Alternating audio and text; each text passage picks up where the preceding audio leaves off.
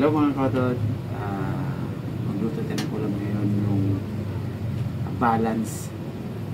Pwedeng hindi ka ma-high blood, pwedeng ma-high blood ka. Pero ang menu natin ay okra mga kautod na igigisa natin sa pork mash. Laga na to mga kautod, timplado na to.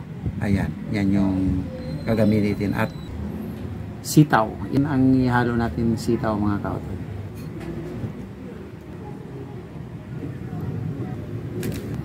Mga kautod, at hiwain na natin tong pork mash ng maliliit lang.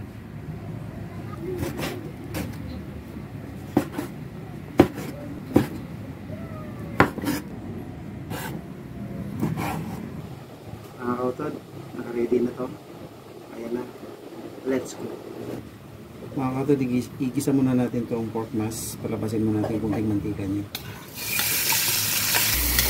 Ayan mga kautod, lumalabas na yung mantika niya. Pwede na natin igisa yung ingredients. Itabi lang natin ang bawang. Ito na natin mga kautod. Sunod sibuyas mga kautod.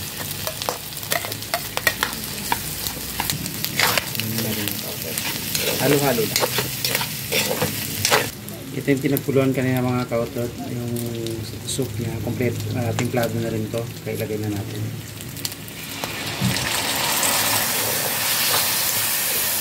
Ilagay na natin yung okra. Takpan natin. Ilagay na natin yung oyster sauce mga kautod. Ilagay natin yung sitaw.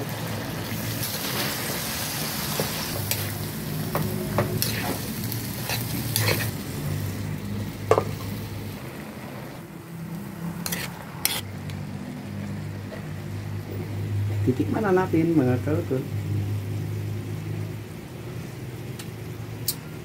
Ayos na.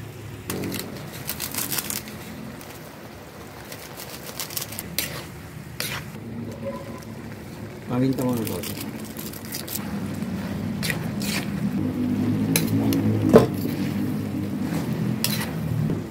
Ayan mga kautod, luto na.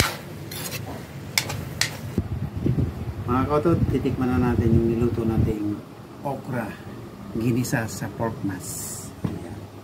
At may kasamang sitaw.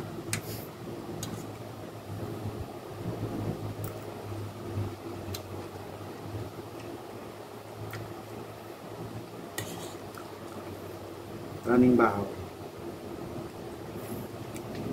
Solid mga kautod. Balance lang. Kasi yung okra para sa high blood. Balance lang siya. Pwede tayo kumain.